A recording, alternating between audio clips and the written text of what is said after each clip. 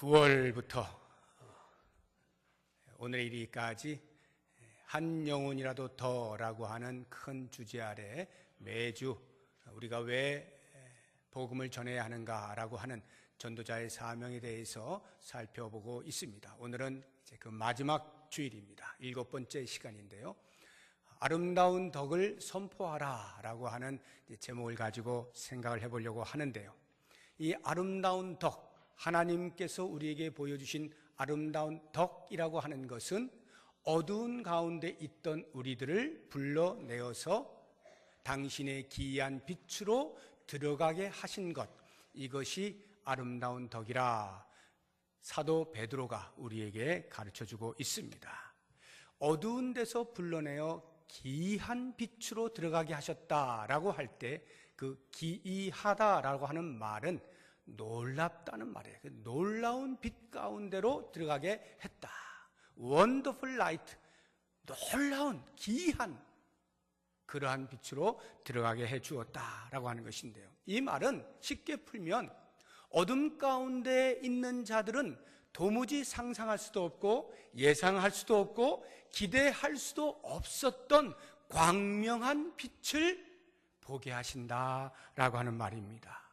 절망 가운데에서 헤매이고 있는 우리들, 어둠 가운데에서 빛이라고는 조금도 찾아볼 수 없는 우리들, 그래서 그 어둠의 한가운데에서 길을 잃고 뱅뱅 돌고 있는 우리들에게 여기에 길이 있다라고 하시면서 광명한 빛을 비추어 주시는 그것을 가리켜서 기이한 빛이라 표현하는 거예요.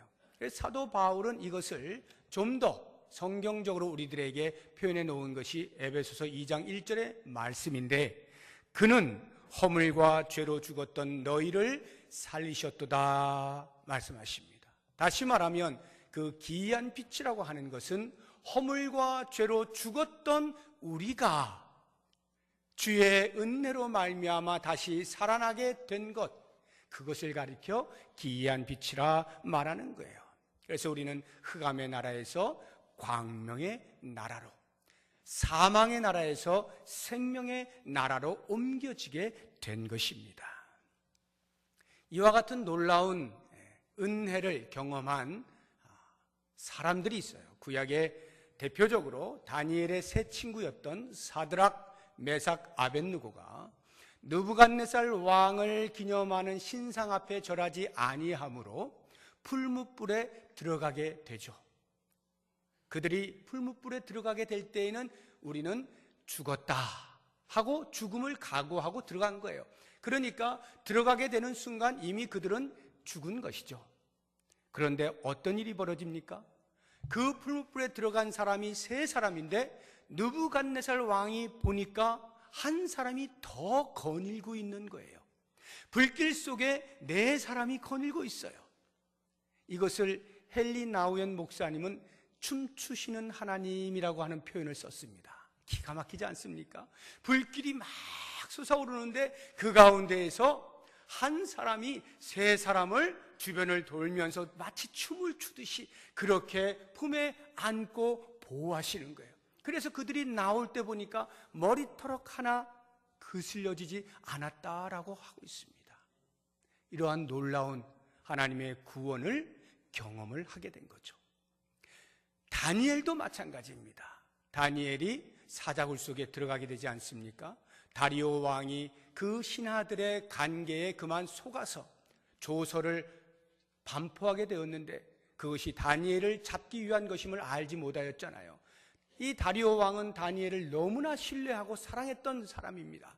그러니까 자기가 반포한 조서를 철회할 수는 없고 할 수 없이 다니엘을 사자굴 속에 집어넣긴 했는데 혹이라도 전능하신 하나님이 살리시지 않을까 싶어서 밤새도록 금식을 하며 뜬 눈으로 세우고 기도하면서 새벽같이 뛰어가서 다니엘을 부르는데 이게 웬일입니까? 다니엘이 그 속에서 제가 여기 있습니다. 하나님께서 사자의 입을 막아주셨습니다. 이렇게 말하지 않습니까?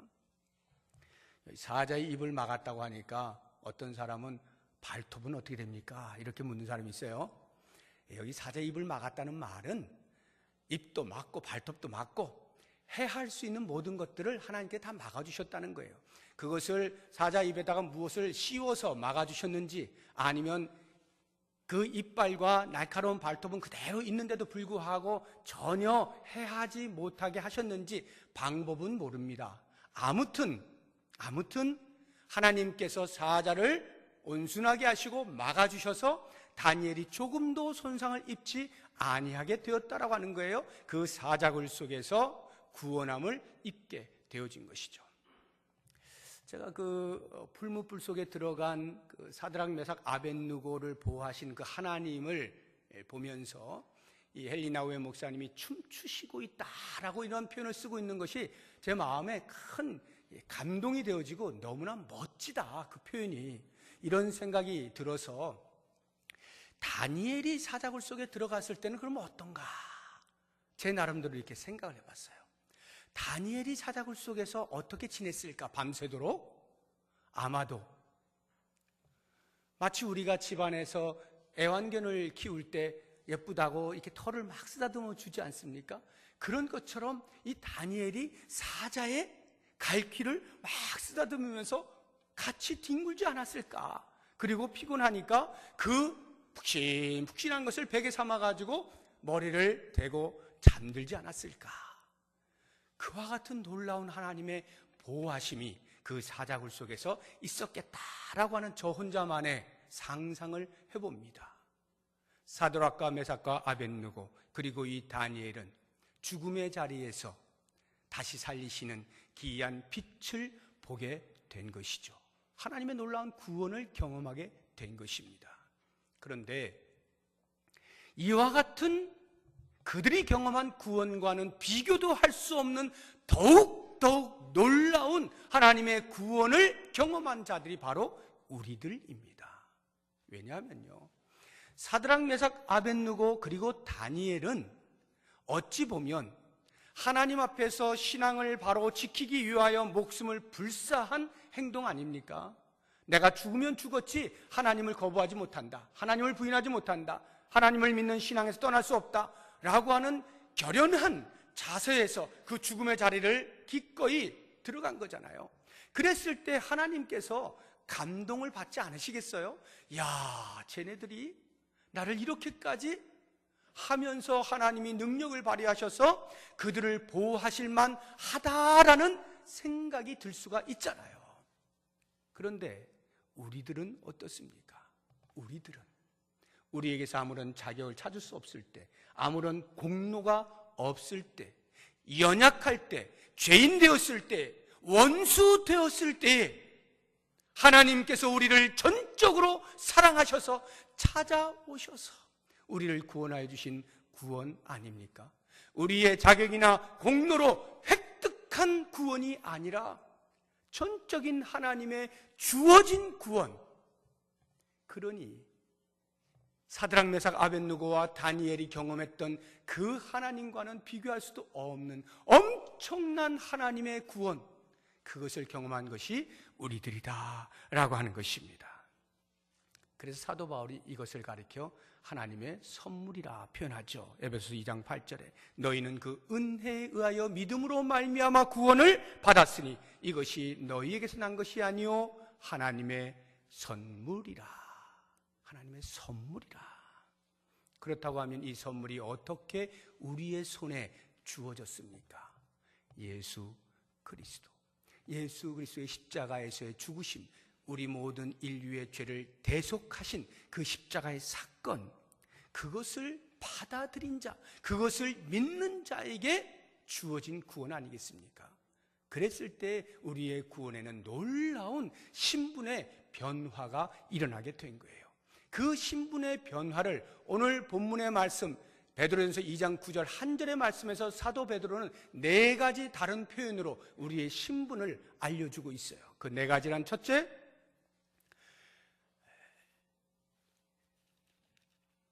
택하신 족속, 이것이 첫 번째고, 두 번째가 왕같은 제사장들, 세 번째가 거룩한 나라, 그리고 네 번째가 그의 소유가 된 백성입니다.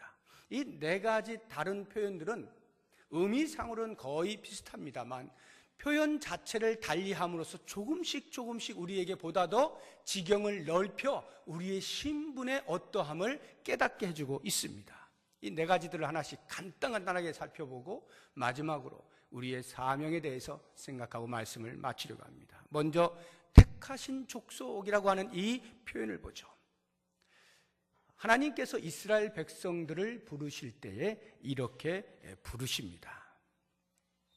하나님께서 내가 택한 나의 백성이라 하고 이스라엘 백성들을 부르는데요. 우리 이사야서 43장 20절 말씀을 같이 한번 보도록 하겠습니다.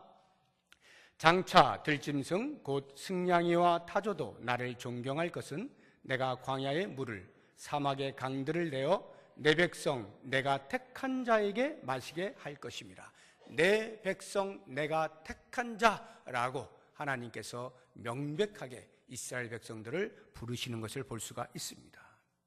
하나님이 아브라함을 최초에 부르시죠.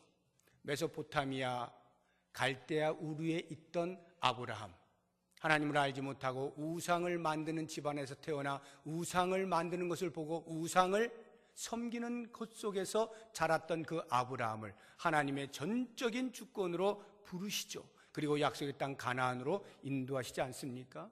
그리고 약속을 하시잖아요. 내가 내 씨로 말미암아 번성하게 해주겠다. 그래서 이삭을 낳게 하시고 이삭으로 야곱을 낳게 하시고 야곱에게 12아들을 주심으로 그 12아들을 각각 지파 삼아서 12지파, 그것이 민족을 형성하여 이스라엘 민족이 되죠. 하나님께서 아브라함을 선택하신 것이 곧 이스라엘 민족을 선택하신 것이다 라고 하는 것입니다. 그렇게 볼 때 우리 성도로 부르고 있는 우리 또는 교회는 영적인 아브라함의 자손이죠. 혈통적으로 아브라함의 자손됨을 자랑스럽게 여기고 있는 유대인들에게 있어서는 하나님의 구원이 아직도 미치지 못해요. 왜냐하면 이미 오신 메시아를 받아들이지 않고 있기 때문에 그렇습니다. 그런데 우리가 왜 아브라함의 영적인 자손이냐? 아브라함이 하나님을 믿을 때 그 믿음을 의로 여기셨다라고 함과 같이 우리가 예수 그리스도를 믿음으로 말미암아서 의롭게 되어진 이 사실로 인하여 우리 그리스도 안에 있는 모든 성도를 가리켜서 아브라함의 영적인 자손이라 이렇게 부르는 것입니다. 우리가 그 아브라함의 자손에 있으므로 하나님이 아브라함을 선택하신 것처럼 우리도 선택을 받았다 이 말이죠. 택하신 족속이라는 거예요. 그런데 더 정확하게 성경이 우리에게 이야기하고 있는 것은 그 택하심의 시점이 아브라함이 아닙니다. 아브라함 때가 아니에요. 그보다 훨씬 이전입니다. 사도 바울은 그 때가 창세 전이라고 가르쳐주고 있어요. 천지를 창조하시기 이전에 이미 하나님의 계획 속에 들어있었다 이 말이에요. 우리 에베소서 1장 4절 5절 말씀 같이 읽어봅니다. 곧 창세전에 그리스도 안에서 우리를 택하사 우리로 사랑 안에서 그 앞에 거룩하고 흠이 없게 하시려고 그 기쁘신 뜻대로 우리를 예정하사 예수 그리스도로 말미암아 자기의 아들들이 되게 하셨으니, 창세전에 그리스도 안에서 우리를 이미 택하셨다라는 거예요. 우리는 택하신 족속이다라고 하는 것입니다. 두 번째 표현은 왕 같은 제사장들이라고 하는 것인데요, 우리의 신분이 왕 같은 제사장이라는 거예요. 이게 무슨 뜻일까요? 왕 같은 제사장, 왕이 아닌데 왕 비슷한 제사장이란 말 아닙니다. 왕가의 제사장직 이런 말이에요. 왕족으로서의 제사장 이런 의미를 가지고 있습니다. 그래서 우리가 구약의 창세기에 보게 되면 아브라함이 자기 조카 롯이 이제 잡혀갔을 때 가서 구출해 오지 않습니까? 구출해 올 때 살렘 왕이라 불리우는 멜기세덱이 그 아브라함을 맞이합니다. 그러면서 환영을 하고 그를 위해 축복을 하거든요. 그때에 이 멜기세덱을 가리켜 성경은 하나님의 지극히 높으신 하나님의 제사장 이렇게 표현합니다. 지극히 높으신 하나님의 제사장, 살렘 왕인데 지극히 높으신 하나님의 제사장, 왕이면서도 제사장이다라고 표현을 하고 있어요. 이 멜기세덱이 신약에 오게 되면 예수 그리스도를 예표하고 있음을 알게 됩니다. 그래서 우리 예수 그리스도가 만왕의 왕이시잖아요.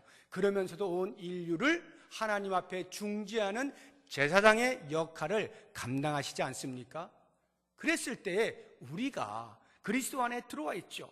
그리스도와 연합된 자죠. 그러니까 그리스도께서 만왕의 왕이신 것처럼 우리가 왕족이 되었다 이 말이에요. 그러면서 동시에 그리스도께서 온 인류를 하나님 앞에 중재하셨던 것처럼 그리스도께서 그 남은 고난, 즉 우리를 통하여 여전히 그 재앙 직분을 감당하게 하셨다. 그래서 우리는 왕족이면서도 이 땅에 있는 사람들을 하나님께 중재시키는 제사장의 역할을 부여받았다라고 하는 것입니다.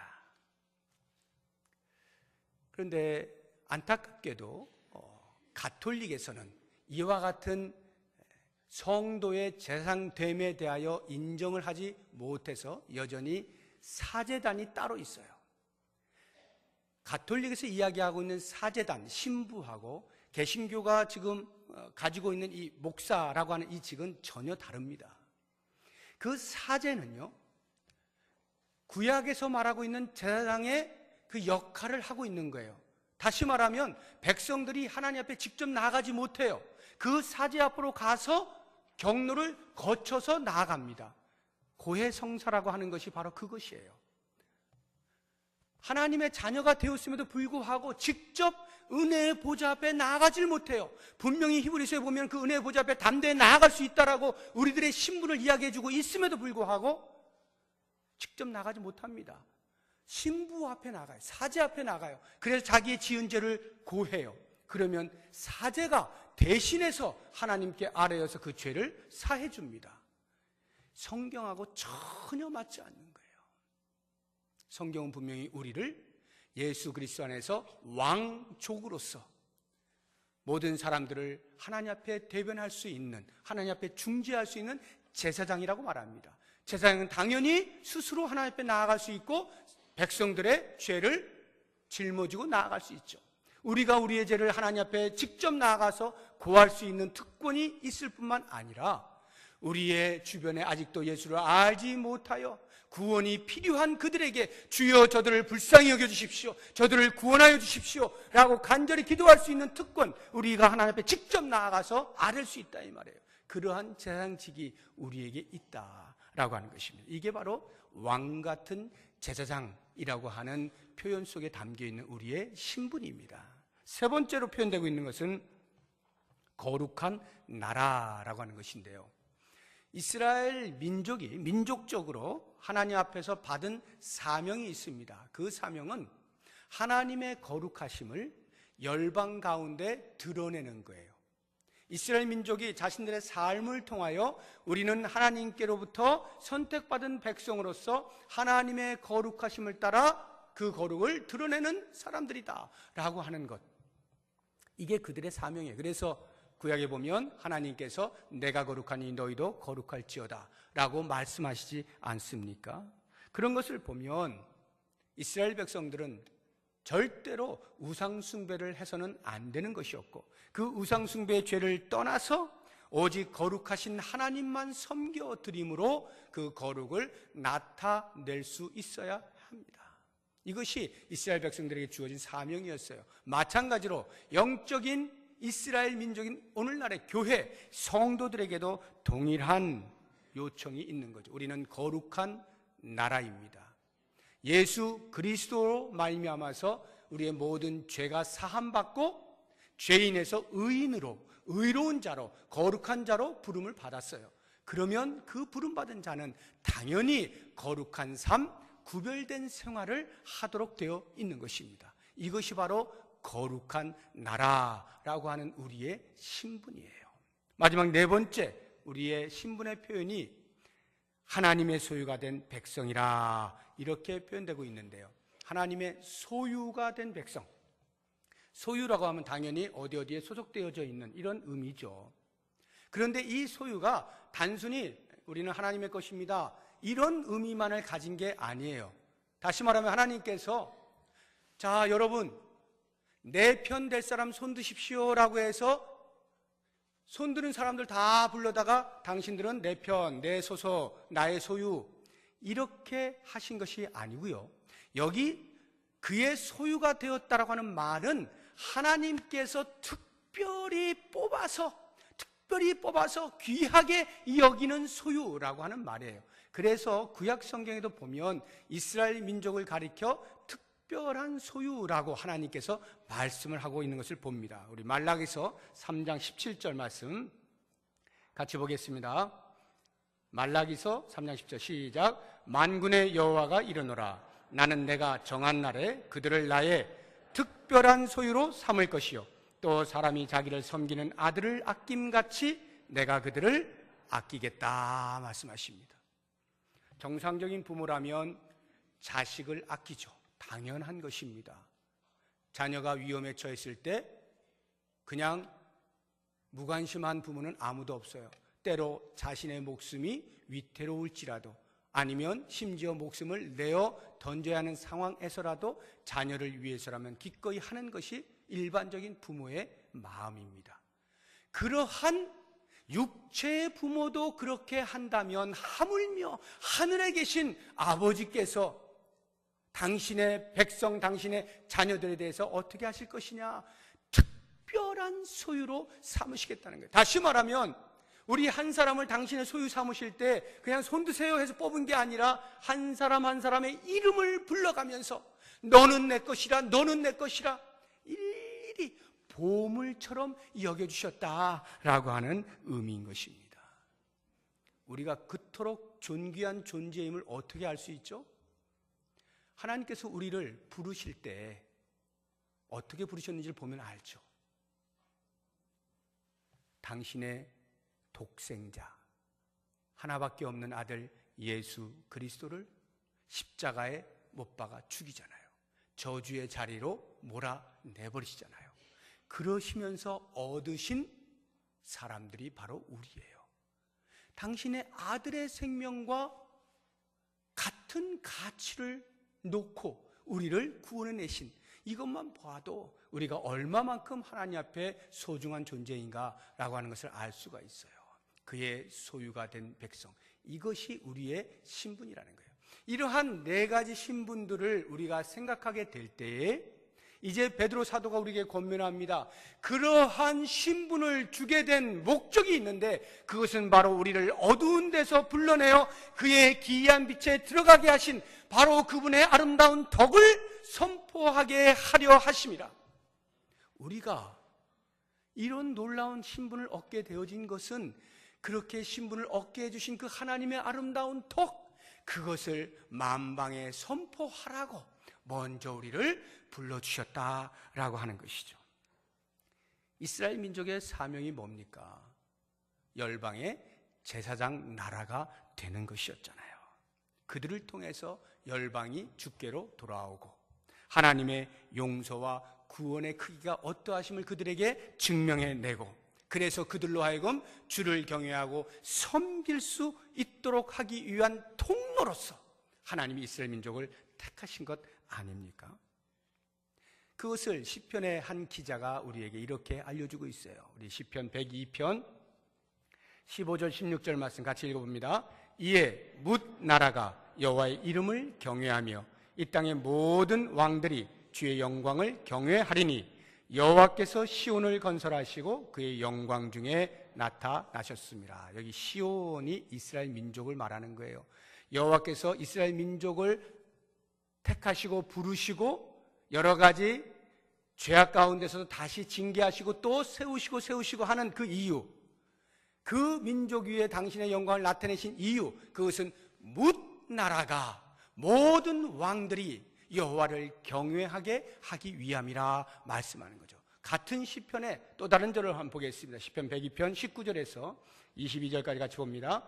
여호와께서 그의 높은 성소에서 굽어보시며 하늘에서 땅을 살펴보셨으니 이는 갇힌 자의 탄식을 들으시며 죽이기로 정한 자를 해방하사 여호와의 이름을 시온에서 그 영예를 예루살렘에서 선포하게 하려 하심이라.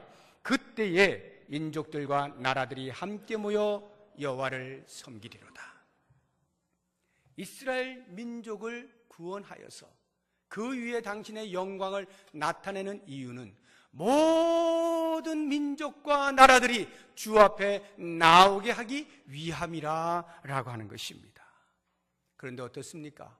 이스라엘 백성들은 안타깝게도 어리석게도 하나님께 주신 그 사명을 제대로 감당하지 못하죠. 어쩌면 그들에게 주시는 복의 통로라고 하는 것은 그 자체가 복 아닙니까? 그 복을 받을 수 있는 기회를 그들이 놓쳐버린 것이죠. 그런데요, 이스라엘 민족이 놓쳐버린 그 기회, 만방의 주의 이름이 높아져야 하는 그것을 그들이 실패하게 되니까 하나님이 덩달아서 이제는 더 이상 어쩔 수가 없구나 하고 포기하신 것이 아니에요. 하나님께서는 반드시 당신의 이름이 열방 가운데 높아질 것을 강력하게 원하셨고 그 의지를 표명하셨어요. 우리 말라기서 1장 11절 말씀 같이 봅니다. 만군의 여호와가 이르노라 해 뜨는 곳에서부터 해 지는 곳까지의 이방 민족 중에서 내 이름이 크게 될 것이라. 각처에서 내 이름을 위하여 분향하며 깨끗한 제물을 드리리니 이는 내 이름이 이방 민족 중에서 크게 될 것임이라. 이스라엘 백성들이 실패했어요. 그래서 바벨론의 포로로 잡혀가고요, 다 멸망을 당했습니다. 하나님의 이름이 땅에 떨어졌습니다. 그런 가운데에서 말라기 선지자를 통하여 하나님께서 당신의 심중에 있는 뜻을 밝히시는 거예요. 너희들이 아무리 실패한다 할지라도 나는 반드시 내 이름을 열방 가운데 높이고야 말 것이다. 이 강력한 하나님의 선교에 대한 불타는 마음, 이것이 신약에 있는 우리 교회 성도들에게로 이전이 된 것 아닙니까?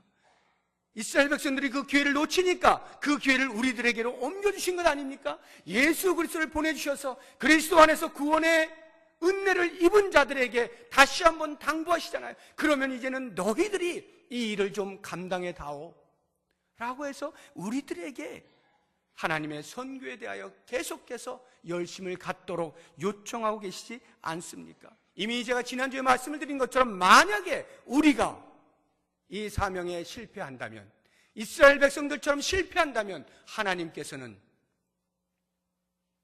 결국에는 돌들을 들어서 돌들이 소리지르도록 하시겠다 말씀하시는 거예요. 돌들이 소리를 지르게 해서라도 하나님께서는 당신의 이름을 반드시 열방 가운데 크게 하실 것이다라고 하는 그 의지를 강력하게 시사하고 있는 것입니다. 그런데 놀랍게도 우리는 이스라엘 민족들이 실패했던 것처럼 우리가 실패할 수 있는 확률은 없어요. 왜냐하면 예수님께서 이미 이 부분에 있어서 사망의 권세를 짓눌러 놓으셨기 때문에, 이미 이 영적인 전쟁에서 승리를 해 놓으셨기 때문에 우리가 그 안에 동참하기만 하면 우리가 실패하는 일은 없습니다. 다만 한 가지, 한 영혼이라도 더 주 앞으로 나오게 하고자 하시는 그 하나님의 간절한 마음을 우리가 헤아리고 그 뜻에 순종하여 드리기만 한다면 우리는 이미 승리를 보장받고 하는 일이 됩니다. 하나님의 아름다운 덕, 우리를 구원하시고자 하는 그 놀라운 복음의 소식, 그 덕을 널리 선포하는 것이 먼저 구원받은 자가 마땅히 해야 할 사명이에요. 그런데 정말 중요한 것은 이것이 나에게 사명으로만 다가오면 때로는 무겁잖아요. 짐이 되잖아요. 부담스럽잖아요. 힘들 때가 있잖아요. 이 사명 감당해야 되는데 못할 때가 있잖아요. 여러분, 이 사명, 이 아름다운 덕을 선포한다는 것은 단순히 의무이기 때문에, 사명이기 때문만에 감당하는 것이 아니에요. 어쩌면 곰곰이 묵상해 보면 이것은 이미 내 속에서 자원하여 자발적으로 일어나고 있는, 불같이 일어나는, 전하지 아니하면 견딜 수 없는 뜨거운 마음이에요. 감동입니다. 감격이 있는 거예요. 그 아름다운 덕 때문에 내가 구원받았다고 하는 이 놀라운 사실을 알지 못하는 누군가에게 전해주고자 하는 자발적인 감격에 터져나오는 소리 아니겠습니까? 이 소리를 우리가 다음 주에 가족사랑 축제를 앞두고 내 가족에게, 내 지인에게, 내 이웃에게, 아니 심지어는 길을 가다가도 알지 못하는 누군가에게라도 여기에 좋은 소식이 있습니다. 제가 이 세상에서 제일 귀한 분을 모시고 있습니다. 당신에게 소개해드리고 싶습니다. 이러한 자발적인 감격에 의해서 복음을 증거하고 한 영혼을 초대함으로 하나님께서 기뻐하시는 귀한 가족사랑 축제가 되어질 수 있기를 주의 이름으로 부탁드립니다. 기도하겠습니다. 하나님 아버지, 우리의 구원이 주체할 수 없는 감격임에도 불구하고 때로 우리가 너무 오랜 시간이 지나 우리도 모르는 사이에 진부해져 버리지는 아니하였는지 돌아봅니다. 우리 하나님께서 베풀어 주신 놀라운 구원의 은혜가 주체할 수 없는 감격임에도 불구하고 우리의 입술이 멈추어서 있고 망설이고 있으며 메말라서 그 아름다운 소식을 전하지 못하는 미련함이 있지 않게 하시고 우리를 통하여 일하시옵소서. 한 영혼이라도 더 주 앞으로 나오는 일에 쓰임받을 수 있는 우리들의 삶이 되게 하여 주옵소서. 하나님의 아름다운 덕을 선포하는 귀한 기회가 놓치지 않도록 함께하여 주옵소서. 예수님의 이름으로 기도드립니다. 아멘. 우리 다 같이 자리에서 일어나셔서 좌우 앞 뒤보시면서 인사 나누시겠습니다.